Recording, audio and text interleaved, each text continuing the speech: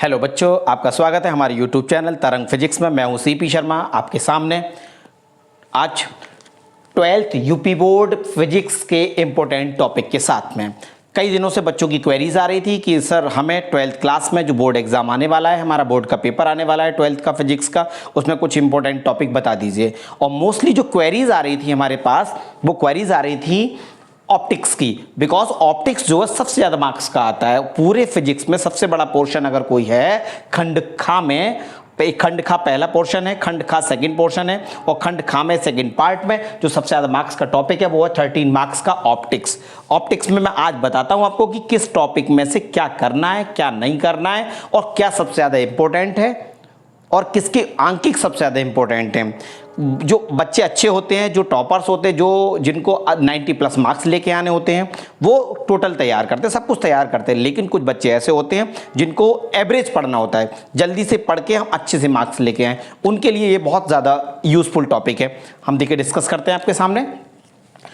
प्रकाश से की ऑप्टिक्स जो 13 मार्क्स का हमारे आपके सामने ही रखा हुआ है, इसमें से दो पार्ट में डिवाइड किया गया, इसका 2 पार्ट में डिवाइड किया गया। एक होता है हमारा किरण और दूसरा होता है तरंग। पहला पार्ट है हमारा किरण और दूसरा है तरंग। तो जो 12th क्लास में इस बार कोविड के को देखते हुए कुछ टॉपिक कट हुए थे, उसमें से एक पोर्शन है परावर्तन। परावर्तन में जैसे दर्पण के द्वारा परावर्तन, दर्पण, उत्तल दर्पण, अवतल दर्पण, ये दर्पण का सूत्र, ये हमें नहीं करना है। ये वाला पोर्शन हमको नहीं करना है, हमें करना है अपवर्तन। अपवर्तन में क्या क्या करना है वो हमें अभी आपको बताते हैं। पहला टॉपिक हमारा क्रांतिक कोण। क्रांतिक कोण क्या है ये पता होना चाहिए। क्रांतिक कोण जब आपको पता होगा और इस पर एक न्यूमेरिकल n = 1/sin c इस पर आंकिक आता है, नोट कर लीजिए। n = 1/sin c पर आंकिक आता है। उसके बाद इसकी जस्ट आगे बढ़ेंगे, थोड़ा सा आगे जाएंगे तो आपको देखने को मिलेगा पूर्ण आंतरिक परावर्तन। इसी का सेकंड पार्ट है पूर्ण आंतरिक परावर्तन, ये आगे जाएगा। और इसके इस पूर्ण आंतरिक पार्ट बहुत इंपॉर्टेंट टॉपिक, मोस्टली पूछा ही जाता है हर बार, पूर्ण आंतरिक परावर्तन क्या है। और पूर्ण आंतरिक परावर्तन के जो उपयोग हैं, यूजेस हैं, उसका जो यूज किस किस में होता है, प्रकाश तंतु, हीरे की चमक और मरीचिका, ये भी बहुत ज्यादा एग्जाम में पूछा जाता है। तो इसमें सबसे ज्यादा है प्रकाश तंतु, ऑप्टिक फाइबर जिसको बोलते हैं। तो मैं पहले ज्यादा इंपॉर्टेंट दूंगा इसके लिए, देन इन दोनों को आप करेंगे। तो मैंने बोला सबसे पहले क्रांतिक कोण पता होना चाहिए, क्रांतिक कोण के साथ में n = 1/sin c। लेकिन इससे पहले आपको और पता होना चाहिए अपवर्तन क्या है। अपवर्तन क्या है, लेकिन कोई नहीं पूछने वाला ये अपवर्तन क्या है। ये अपवर्तन के ही फिनोमिनाज हैं, अपवर्तन के नियम के ही ऊपर ही डिपेंड है ये सारे के सारे। हम उसका डिस्कशन आज कर रहे हैं। क्रांतिक कोण, क्रांतिक कोण के बाद पूर्ण आंतरिक परावर्तन बहुत ज्यादा इंपॉर्टेंट है। इसके जो यूजेस हैं, यूज में प्रकाश तंतु, हीरे की चमक, मरीचिका में, इस सबसे ज्यादा इंपॉर्टेंट मैं दूंगा किसके लिए, प्रकाश तंतु के लिए, जिसको बोलते हैं ऑप्टिकल फाइबर। इसका एक यूज बहुत ज्यादा, इसका यूज एंडोस्कोपी में होता है। पेट के अंदर जो इंटरनल पार्ट्स होते हैं उनको देखने के लिए हम जो यूज करते हैं उसका नाम है प्रकाश तंतु, जिसको बोलते हैं एंडोस्कोपी। एंडोस्कोपी में इसका यूज होता है किसका, प्रकाश तंतु का। आगे बात करते हैं। तो इस पर मैंने आंकिक भी बताया, यहां करना है। इसके बाद हम थोड़ा सा आगे और बढ़ते हैं। बढ़ने के बाद हम ये देखेंगे कि गोलीय पृष्ठ, हमारे पास दो पृष्ठ मिलेंगे, एक अवतल पृष्ठ और एक उत्तल पृष्ठ। तो अवतल पृष्ठ के लिए और उत्तल पृष्ठ के लिए अलग अलग दोनों हमारे डेरिवेशन हैं। उन डेरिवेशन में अवतल पृष्ठ के लिए, उत्तल पृष्ठ के लिए सूत्र है हमारा n2/v। जब निगमन करेंगे तब निकल के आएगा n2/v, n1/u = n2 - n1/r।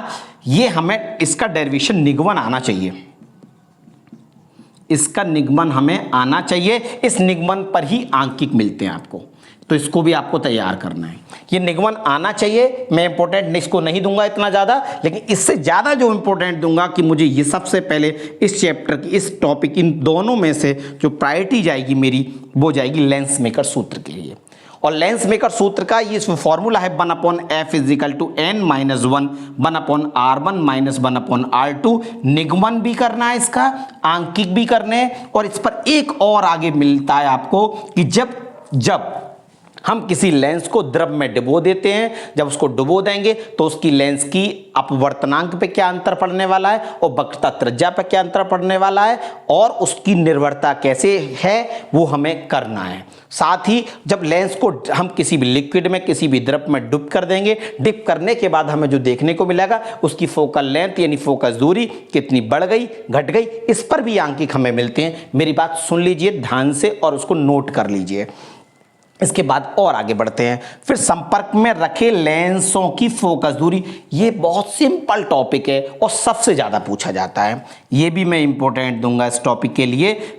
Formula मिलेगा 1/f = 1/f1 + 1/f2। यदि दोनों उत्तल हैं तब, यदि दोनों लेंस उत्तल हैं तब 1/f = 1/f1 + 1/f2 मिलेगा। और एक उत्तल और एक अवतल है तो यहां पर मिलेगा माइनस बीच में यूज कर लेंगे। अगर दोनों अवतल हैं तो दोनों के साथ माइनस लगा दीजिए, सिंपल। तो मैं इसके साथ जाना पसंद करूंगा। इसका डेरिवेशन आपके सामने अवेलेबल रहेगा।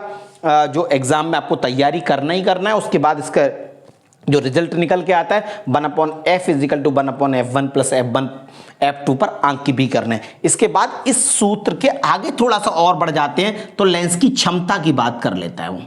लेंस की क्षमता की बात करते हैं तो P = 1/f। कभी कभी ये कह देते हैं कि दो लेंस संपर्क में रखें, दो लेंस संपर्क में रखे हैं तब उनकी फोकस दूरी की क्षमता पर बात करनी है हमें, उसी पर हमें अंक आगे बढ़ जाते हैं। फिर इस चैप्टर में एक और समस्या पैदा होती है हमारे लिए, और बड़ी प्रॉब्लम, कि जब ये लेंसों का यूज करते हैं और थोड़े से अंक की बात करेंगे, ये पोर्शन की बात करेंगे कि एक लेंस ये रखा है, उसके साथ में एक लेंस और रखा है, ये दो लेंस रखे, एक अब उत्तल रखा है एक अवतल रखा है, एक ऑब्जेक्ट यहां रखी है कि इसकी कुछ ना कुछ डिस्टेंस दे रखी है 4 सेंटीमीटर या 5 सेंटीमीटर या 6 सेंटीमीटर, इस टाइप से इसकी फोकस दूरी दे रखी है कुछ ना कुछ, इसकी भी फोकस दूरी कुछ ना कुछ या दे रखी है। तो इसकी जो फाइनल इमेज है, अंतिम प्रतिबिंब कहाँ बनेगा, इस टाइप के न्यूमेरिकल को मैं इंपॉर्टेंट दूंगा बहुत ज़्यादा। ये अगर मेरे पास में लेंस मेकर फॉर्मूला 5 नंबर में आता है तो उसके साथ में ये अंकित भी जरूर आता है, मोस्टली आता ही है, तो आपको ये तैयार ही करना है। दूसरी बात, थोड़ा सा और आगे बढ़ते हैं तो इसके बाद में हमारे पास मिलता है प्रिज्म देखने को। तो प्रिज्म का एक फॉर्मूला है सिंपल सा, n किसी प्रिज्म का अपवर्तनांक n = sin a + Δm/2 upon sin a/2। ये आपको तैयार ही करना है। तैयार करने का निगमन तो उसका कम पूछा जाता है वैसे, लेकिन इस पर अंकित आपको जरूर करके जाना है। इसमें भी एक टॉपिक है जिसमें और इंपॉर्टेंट दूंगा मैं आपके लिए कि ये इस पर करना क्या है।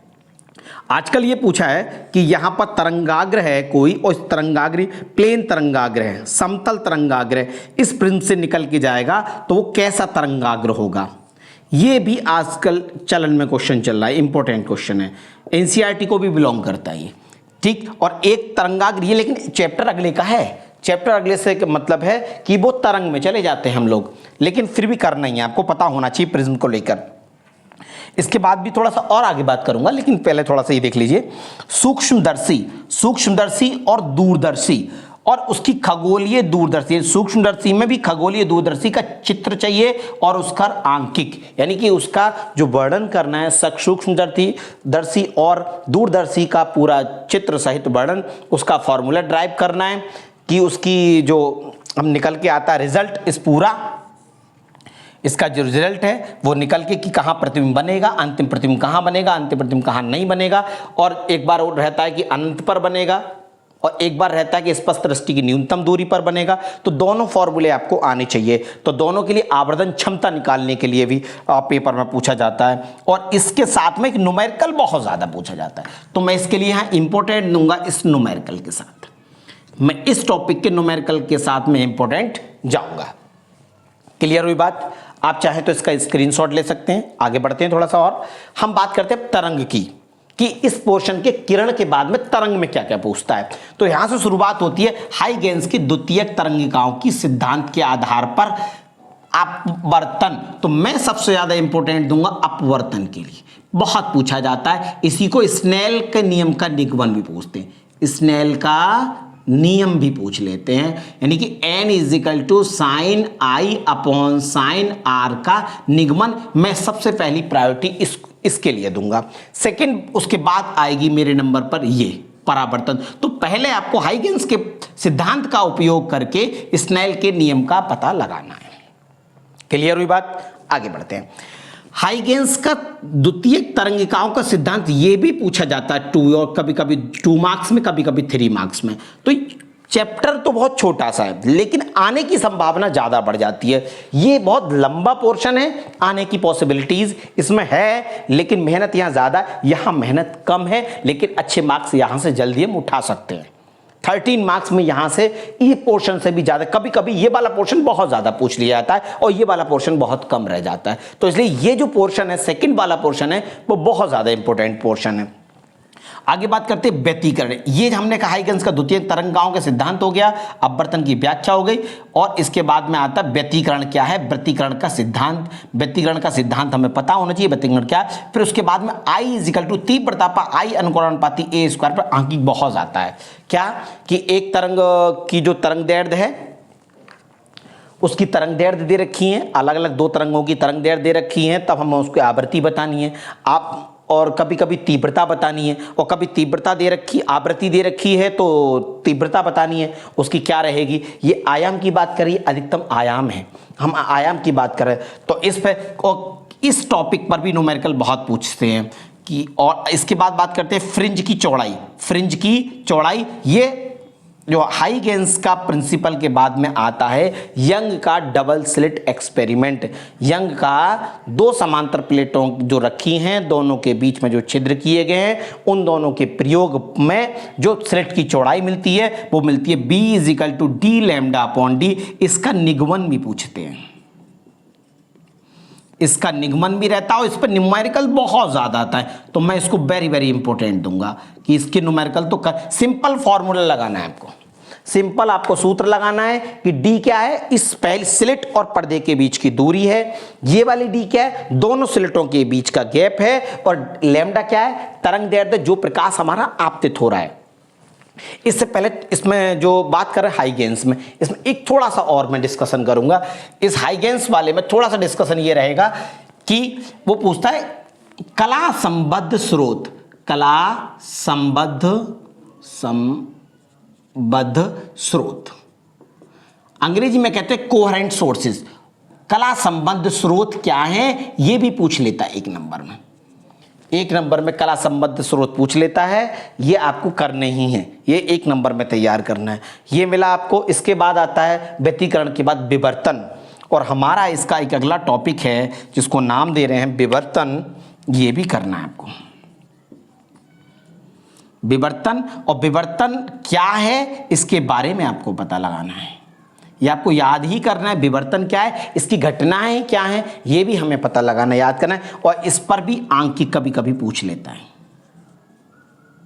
और आप कहें सर दोनों में इंपॉर्टेंट बताइए, तो मैं पहली प्रायोरिटी इसके लिए दूंगा, फ्रिंज वाले के लिए। Double slit experiment, double slit young का 2 जो यंग है, यंग की डबल स्लिट हैं, 2 जो समांतर प्लेट रखी हैं, 2 स्लिट रखी हैं, उनकी बीच की चौड़ाई, बीच में गैप दे रखा है, उन गैपों से, जो गैप के बीच में से तरंगें आपतित होती हैं, प्रकाश आपतित होता है, तो उसके बाद में जो विवर्तन होगा, जो इसके बाद में जो हाइगेंस तरंग का सिद्धांत लगा रहा है, जो व्यतिकरण होगा, उस व्यतिकरण की जो फ्रिंज बनेगी, उसकी चौड़ाई, कहाँ डार्क फ्रिंज बनेगी, कहाँ ब्राइट फ्रिंज बनेगी, वहाँ जहाँ दीप्त बनेगी, अदीप्त बनेगी, उसकी चौड़ाई के लिए सूत्र है, ये हमने बीच में निकाला है, b is equal to d lambda upon d. इस पर तो करना ही करना है आंकी के, ये समझिए रखा हुआ एग्जाम में आपको मिलेगा। ठीक है, तो ये हमारी आज की बात हुई किसके बारे में, ऑप्टिक्स के बारे में। आप अच्छे से एक बार देख लीजिए, चाहे तो स्क्रीनशॉट ले लीजिए, क्योंकि ये आपको करना ही करना है बहुत कम समय में, और आप 13 मार्क्स ला सकते हैं यहाँ पर। ज़्यादा से ज़्यादा आप इसको तैयार करेंगे तो मोस्टली समझिए लगभग आपका तैयारी है, और तैयारी करने के बाद में आपको लगेगा कि हाँ हमारी ऑप्टिक्स आज तैयार है, हम अच्छा कुछ करते हैं, कि हमें अंदर कॉन्फिडेंस आएगा कि हम बोर्ड एग्जाम में कुछ अच्छा कर पाएंगे। ठीक है, नोट करिए, इसको देख लीजिए। Okay, thanks for watching this video. अगर आपको अच्छा लगा या समझ में आया तो कमेंट भी करिए और लोगों को शेयर भी करिए, जिससे जो और बच्चे हैं जिनका बोर्ड एग्जाम करीब है, जो आगे बढ़ रहे हैं, जो मात्र 4-5 दिन बचे, आज जो वीडियो अपलोड कर रहा हूँ उसके बाद 3 दिन बाद 4 दिन बाद एग्जाम है, 7 में एग्जाम है। तो इसलिए आप कोशिश करिए कि और बच्चों का भी फायदा हो, और जिस आप जैसे आपकी रिक्वायरमेंट है ऐसी औरों की भी रिक्वायरमेंट होगी। तो इसलिए प्लीज़ इसको शेयर करिए। Thanks for the watching this video.